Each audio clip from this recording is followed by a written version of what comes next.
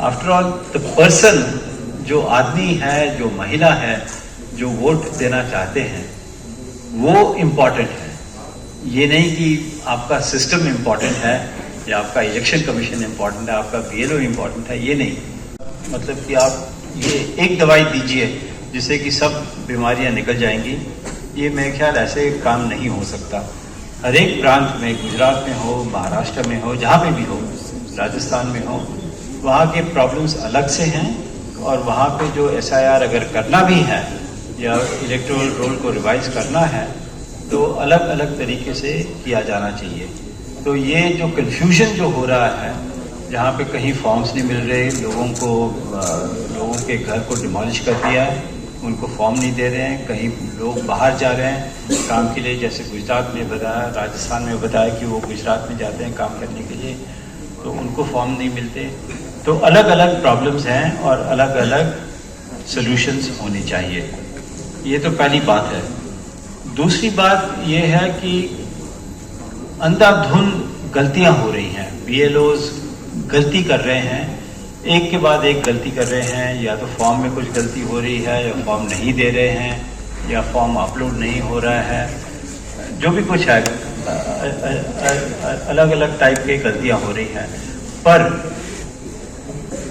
इसका सवाल, इसका जो सॉल्यूशन जो BLO दे रहे हैं और जो मुझे सुनने में आया है वो ये है कि ठीक है, आप अपील फाइल कीजिए, आप फॉर्म 6 भरिए, आप इधर जाइए, आप उधर जाइए। ये तो ऐसे तो हो नहीं सकता कि आप गलती करें और फिर कहें कि हाँ मैं तो गलती कर रहा हूँ, और आपको जो को अगर उसको गलती को ठीक करना है तो आप कहीं और जाइए, वहां पे गलती ठीक हो जाएगी। क्वेश्चन ये है कि पहले आप गलती क्यों कर रहे हैं, पहले ये बताइए, आप फॉर्म क्यों नहीं दे रहे हैं। ये नहीं कि मैंने आपको फॉर्म नहीं दिया, अगर आपको फॉर्म नहीं मिला तो आप जाइए कहीं और जाइए, उनको कहिए कि मुझे फॉर्म नहीं मिल रहा। तो ऐसे तो काम नहीं हो सकता। तो ये दूसरी चीज है that people are being forced to go somewhere else. या तो आप अपील फाइल कीजिए, या फॉर्म 6 लीजिए, या आप सुप्रीम कोर्ट जाइए, या कहीं और जाइए, पर आप मेरे पास मत आइए क्योंकि मैं कुछ नहीं कर सकता आपके लिए। ये एटीट्यूड जो है ये मेरे ख्याल बहुत गलत है, और ये मुझे साफ जाहिर आ रही है जो जिन लोगों से जिनके बयान मैंने सुने। और तीसरी चीज ये है कि अगर आपको आपका नाम वोटर लिस्ट में नहीं है तो बहुत ही सीरियस कॉन्सिक्वेंस हो सकता है। जैसे प्रोफेसर रेस ने बताया कि शायद आपका आधार कार्ड कैंसिल हो सकता है। तो मैंने किसी शख्स से पूछा था पेंशन के बारे में। एक महिला थी जिनको कहा था कि आप जिंदा नहीं हैं, वो यहाँ पे वीडियो पे आई थी, उनको कहा था कि आप जिंदा नहीं हैं और आपकी पेंशन रोक दी है। तो तब मैंने पूछा था यहाँ पे कविता जी से कि इनके आधार कार्ड का क्या हुआ। तो उनका आधार कार्ड है, पर आधार कार्ड उन्होंने जब दिखाया अपने पेंशन के लिए तो उन्होंने कहा कि नहीं, आपका नाम तो वोटर लिस्ट में है ही नहीं, तो आधार कार्ड का क्या फायदा हुआ। तो एक तरफ तो कह रहे हैं कि आपको आधार कार्ड होना चाहिए, और जब आधार कार्ड है, और सुप्रीम कोर्ट ने भी कहा है कि आप अगर आपके पास आधार कार्ड है तो आपका नाम लिस्ट में आना चाहिए।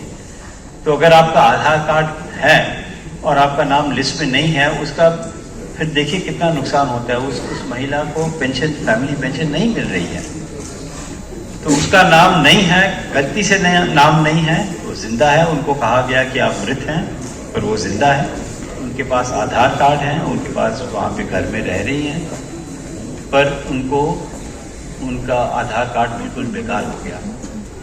तो ये जो कागजात जो मांग रहे हैं, BLO मांग रहे हैं या इलेक्शन कमीशन मांग रही है वोटर लिस्ट में डालने के लिए, इनका क्या फायदा है।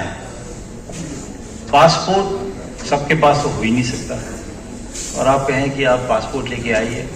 अब जिनके पास आधार कार्ड है, और काफ़ी सरकार तो कहती रहती है कि हजारों करोड़ों लोगों के पास आधार कार्ड है, और आप कहते हैं कि जी ठीक है, हम आधार कार्ड नहीं मानेंगे। तो ये जो कॉन्सिक्वेंस जो है कि अगर आपका नाम वोटर लिस्ट में नहीं है तो बहुत नुकसान हो सकता है, बहुत हानिकारक हो सकता है।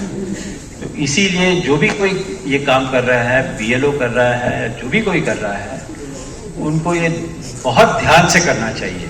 और ये नहीं कि चलो 2 महीने में करना है या 3 महीने में करना है, अगर टाइम लगे तो लगने दीजिए।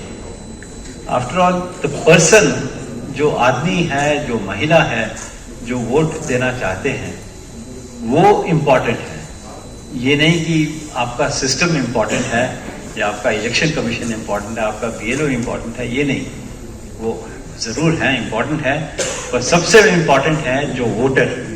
और अगर आप उनका ये हक छीनेंगे और कहेंगे कि नहीं हम आपका हक छीनते हैं, आप कहीं और जाइए, वहाँ पे आप जो कुछ कहना आप कह दीजिए, इससे कोई फ़ायदा नहीं होगा, सिर्फ नुकसान ही नुकसान होगा।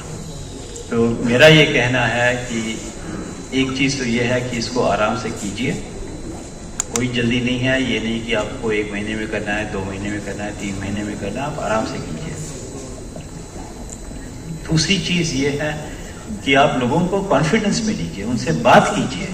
अब हमारे सामने यहाँ पे लोग आए हैं, उन्होंने कहा है कि हमारी सुनवाई नहीं हुई, उनकी सुनवाई आज यहाँ पे हो रही है, जहाँ पे बल्कि वहाँ पे होनी चाहिए थी, कहीं और होनी चाहिए थी। अगर आप आराम से लोगों से बात करें, पूछे उनसे क्या प्रॉब्लम है। इलेक्शन कमीशन के लोग पता नहीं क्यों नहीं आए, बिहार नहीं आए, यहाँ पे भी नहीं आए। अगर वो आके सुन ले कि क्या प्रॉब्लम क्या है, तो मैं ख्याल सबका फायदा होगा, इलेक्शन कमीशन का भी फायदा होगा और हमारे लोगों का भी फायदा होगा। तो ये 2 सुझाव मैं देना चाहता हूँ। आराम से काम कीजिए, लोगों को कॉन्फिडेंस में लीजिए, उनसे बात कीजिए, पूछिए कि क्या प्रॉब्लम है और उसका सोल्यूशन निकालिए।